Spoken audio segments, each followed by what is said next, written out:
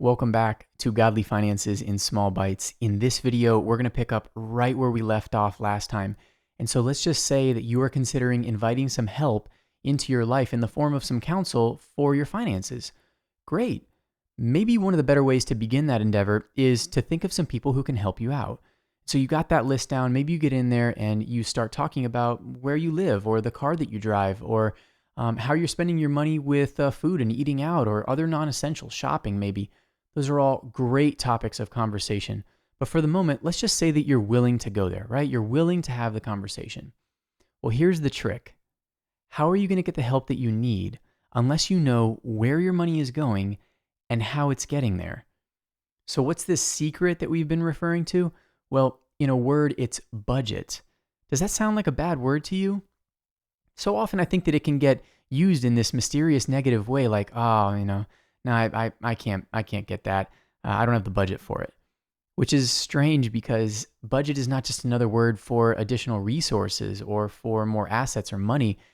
It's a tool. A budget is a tool, and it's designed to reveal things to us and to help us make decisions. It's good for analysis and for learning. So if this is you and you're tempted to think about budget in a negative way, let's reprogram that. In Acts 3, we're reminded that repentance, or some way of changing our mind that will change the way that we behave, is supposed to bring about refreshment. And I think the same way that if we change our minds about money and we use a budget to that end, it's going to bring about refreshment, not just another burden that you got to throw on your back and carry around. Let me hit this from a slightly different angle. Let me give you an example from Luke 19. Listen to the positive words that Jesus tells us the master has for his managers that did well with what they were entrusted. In verse 17, he says, "Well done, my good servant."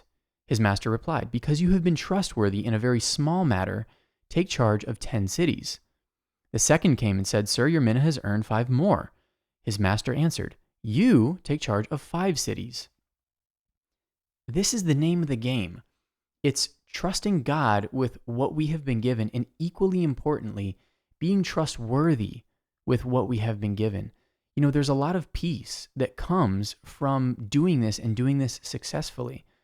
And even more than that, there's a lot of freedom in using a budget and knowing ahead of time how you're going to spend the money.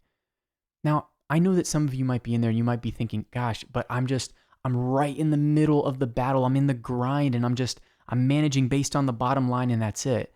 And from personal experience, I can tell you, I know what that's like. And it's just such an unforgiving way to live. There's just so much stress that's involved in that. But what I can also tell you is that the way to ideal begins with a budget.